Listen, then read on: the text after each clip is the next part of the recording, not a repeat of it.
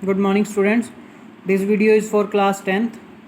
In the previous video, we'll talk about the loan activities of banks कि banks loan किस तरह करते हैं. Now in this video, we'll talk about the sources of credit. दो तरह के मतलब लोन लेने के कौन कौन से सोर्सेज हैं. दो तरह के होते हैं, फॉर्मल सोर्सेज ऑफ क्रेडिट और informal sources of credit. Formal sources of credit कौन से होते हैं? जो बैंक्स देते हैं और लो इंटरेस्ट रेट पे मिलते हैं और बैंक से मिलते हैं, तो उन्हें हम फॉर्मल सोर्सेज ऑफ क्रेडिट बोल देते हैं. जो सीधा बैंक से हमें मिलेंगे, जो लोन हमें बैंक से मिलेंगे या आरबीआई की गाइडलाइंस के थ्रू जो लोन्स मिलेंगे, that is come in the category of the formal sources of the credit. अब इनफॉर्मल सोर्सेज ऑफ क्रेडिट कौन से होते हैं? इनफॉर्मल का मतलब होता है जो कि आपको फॉर्मल तरीके से ना मिले. मान लो कोई फाइनेंसर है, कोई बड़ा मनी लेंडर है जिसके पास काफ़ी पैसे हैं, तो आप कुछ ब्याज पे आपको पैसे देने के लिए तैयार है, तो उसे इनफॉर्मल सोर्सेज ऑफ बोलेंगे. आप अपने किसी फ्रेंड से पैसा लेते हैं, लोन लेते हैं, तो that is come in the category of the informal sources of the loan. आपके कोई रिलेटिव्स हैं, वो आपको पैसा दे देते हैं. मान लो हम किसी रिलेटिव से कई बार कोई पैसे उधार पे ले लेते हैं, तो that is come in the category of the informal sources of the credit. मतलब ये जो होते हैं इनफॉर्मल सोर्सेज, लोन क्यों लेते हैं लोग ज़्यादा? क्योंकि it is based on the mutual trust. एक विश्वास बना होता है कि हाँ भी मेरा पैसा वापस आ जाएगा. मान लो किसी रिलेटिव से आप पैसा लेते हो, तो उसे विश्वास होता है कि हाँ भी कल आप मेरा पैसा जो है, ये बंदा जो है, ये आदमी जो है पैसा मेरा कल वापस कर देगा. तो उस विश्वास पे उस बंदे को पैसे दे देता है, तो म्यूचुअल ट्रस्ट पे है. तो नो कोलेटरल रिक्वायर्ड, मतलब कोई डॉक्यूमेंटेशन की ज़रूरत नहीं होती है, कोई प्रॉपर्टी गिरवी रखने की ज़रूरत नहीं होती है. एक विश्वास होता है, विश्वास के थ्रू पैसे जो है मिल जाते हैं. सिर्फ एक ही बुरी बात होती है इनफॉर्मल सोर्सेज ऑफ क्रेडिट में, कि high rate of interest charge. जो इंटरेस्ट रेट होता है वो काफ़ी ज़्यादा हाई जो है वो चार्ज किया जाता है.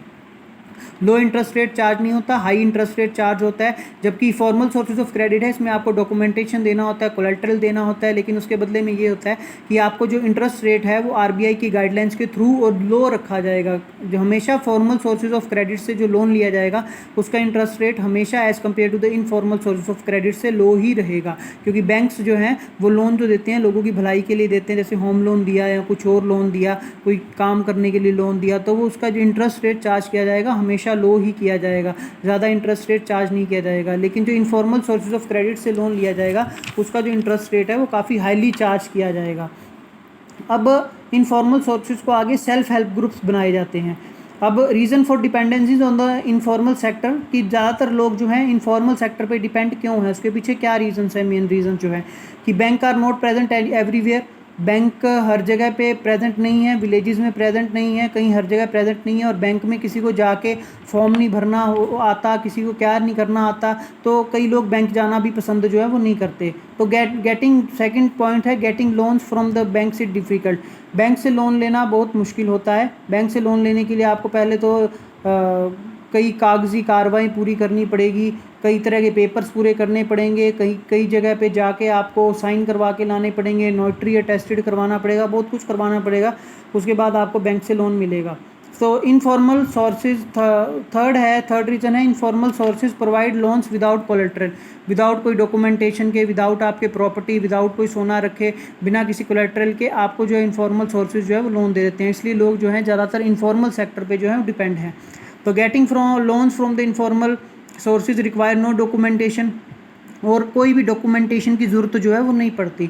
अब क्या होता है कि सेल्फ हेल्प ग्रुप बना लेते हैं लोग, आपस में मिल के कुछ हेल्प ग्रुप्स बनाए जाते हैं.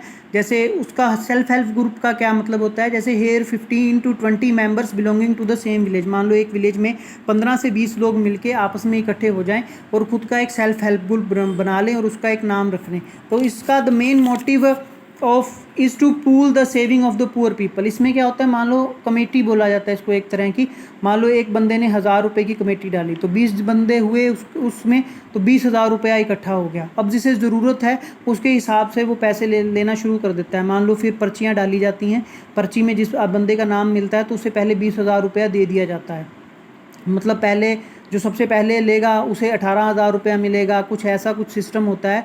18,000 रुपया मिलेगा. जो सबसे एंड में लेगा उसे हो सकता है 24,000 रुपया भी मिल जाए. मतलब इंटरेस्ट तो ये भी लगाते हैं, लेकिन इंटरेस्ट रेट इस हिसाब से लगाते हैं कि किसी को ना तो ज़्यादा लॉस हो और ना ही किसी को ज़्यादा बेनिफिट हो. मान लो किसी को पैसों की ज़रूरत नहीं है, वो बोलेगा हाँ भाई मैं सबसे आखिरी में जो है अपनी कमेटी ले लूँगा या अपने पैसे ले लूँगा. तो 20 मेंबर हैं, आपस में मिलके 1000 रुपये डालते हैं, तो 20,000 रुपये हो जाते हैं. तो एक बंदे की उससे हेल्प हो जाती है. ऐसे फिर जब जब दूसरी बारी होती है तो उस बंदे की पर्ची निकाल देते हैं, जिसका नाम आ गया है तो फिर जो 19 बंदे बच गए हैं तो उनकी पर्चियाँ डाली जाती हैं, फिर उनकी पर्ची निकाली जाती है, तो जिसमें से उस बंदे की पर्ची निकल आती है तो उस बंदे को फिर कमेटी दे दी जाती है। इस तरह मेंबर्स डालते चलते जाते हैं। जब 20 के 20 मेंबर्स पूरे हो जाते हैं और कमेटी पूरी हो जाती है तो उसके बाद फिर से दोबारा वो सिस्टम को शुरू कर देते हैं, फिर से हज़ार रुपया डाल लिया, फिर से इस तरह सभी के पैसे मिलके हेल्प हो जाती है। जैसे सेविंग पर मेंबर कैन वेरी टू, जैसे 500 की 500 to 1000, एक मेंबर 1000 की भी डाल सकते हैं, कोई 2000 की भी, 3000 तक की भी हो सकती है,